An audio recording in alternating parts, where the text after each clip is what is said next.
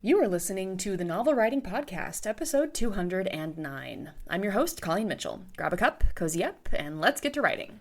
Today I'm going to share how I wrote a pretty good first draft blurb, sort of on accident when I used to run the Tally Inc. group coaching program. Blurbs, or book descriptions, can be one of the hardest things for authors to come up with. Condensing an entire novel into around 200 words without spoiling anything is tough, but part of that is from looking at it as such a big job. In the 60-day novel writing challenge, which is now available for free on Haley's YouTube, linked in the description, we actually write the blurb on day 5. That's because it can be super useful to help you understand what the story is going to be about, and it's such a rough draft that you're free to spoil as much or as little as you want because no one is going to see it at that stage. But once you need to get it into a workable state, there are several guidelines I followed that are based on a book I read titled 5 Steps to Better Blurbs by Julie C. Gilbert, and you can find the link to this book in the description. What I'm going to share today is a condensed version of a workshop that I did with my writers to help them get their blurbs into better shape, and if you're interested in the full breakdown, Julie's book is the place to go. She has several exercises on crafting blurbs, and she goes deeper into what not to do in your blurb. First off, why are blurbs so hard to write? I think writing a blurb and critiquing someone else's blurb are actually completely different skill sets than writing a novel. Blurbs are marketing copy. If your book isn't selling, one of the things to consider changing is the blurb, or the book description. What shows on Amazon can be different from what's printed on the back of a physical book, which gives us the freedom to modify them even after publication. Blurbs distill a full-length novel into 3 categories that readers need in order to be hooked. Number 1, character. Number 2, plot. And number 3, setting. We can't get too much or too little of any of these, and genre conventions dictate when to go heavier on one versus another. Genre can also sometimes dictate the structure of a blurb. For example, in romance and romantasy blurbs, it's common to have separate paragraphs for each love interest. To find out what sort of blurb structure you should be writing, read a bunch of blurbs from top-selling books in your genre. Doing that research will also help your brain connect the dots for how your blurb should unfold and act as a template. What about spoilers? Typically, it's okay to reveal anything that happens within the first quarter of the book. Anything past that should be written in a way that sparks curiosity but is not vague or cryptic. Regardless of genre, a blurb should hit 5 sections. Number 1, tagline, or the one-liner you see that's often in bold and acts as a snappy hook to get the potential reader to keep perusing the blurb. Number 2, introduction. In general, it's safe to start off by introducing the main character or characters. This may change depending on genre expectations, but please don't use the blurb, especially the first line, to introduce world history or backstory. Number 3, elaboration or complication. This just means giving readers a bit more information or detail than you think you should. We ought to err on the side of specificity rather than being vague or cryptic. Specific detail captures reader attention, while vague and cryptic language often confuses readers and makes them put books down. This was one of the most common pieces of feedback that we gave during blurb workshops. We always wanted more specific details about what was happening, not mysterious, enigmatic language written to protect against spoilers.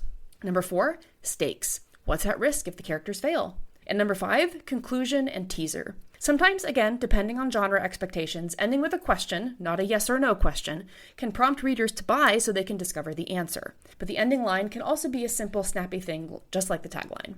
So how do you actually craft a killer blurb? Well, it starts messy, like incredibly messy.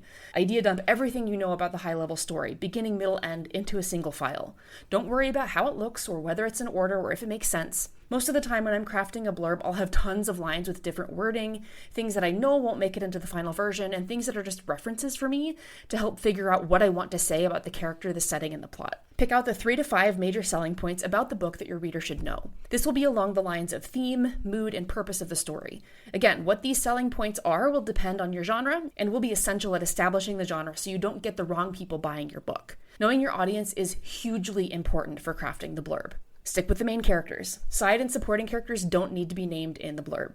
Match the tone of the book. If your book is moody and dark, make sure the blurb is moody and dark, not humorous. And if you're writing a rom-com, it can't have a blurb that telegraphs anything but a rom-com.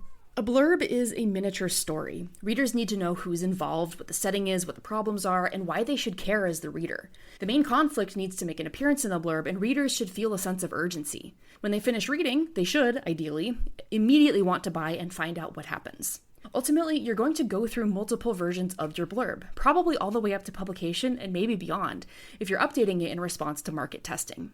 I used these principles to come up with what was supposed to be a sample blurb for the first book in my sci-fi action-adventure series, but it turned out so good that I'm actually going to use that blurb to help craft the first season of that series.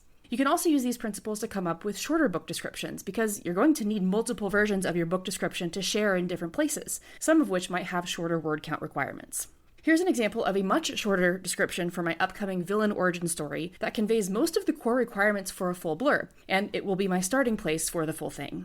The handmaid to the princess is chosen as the next queen of Camelot, but faces immovable roadblocks when she tries to use her newfound power to save her younger sister from an arranged marriage. It's magic, scheming, and a skewed sense of justice against politics, and a millennia of entrenched bureaucracy in this villain origin story where the only winner loses everything. That first sentence gives you character: handmaid to the princess chosen as the next queen, setting, Camelot, and the plot, the attempt to stop her sister's arranged marriage. And the second sentence gives more of the world: magic, politics, entrenched bureaucracy, and character: magic, scheming, skewed sense of justice, and then it ends with the hook: the only winner loses everything. Writing a blurb doesn't have to be scary, but many authors look at it as something to dread. Instead, why not look at it as a creative challenge? And if you're a seasoned blurb writer or found a blurb method that works for you, please share through the link in the description to text me. That's it for today's episode. Thanks for joining me, and remember, the first draft is supposed to be garbage. The Novel Writing Podcast is a production of Colleen Mitchell Writes. For more writing resources, including Curios, Tally Inc. author services, and the 60-day novel writing challenge, check out the links in the description.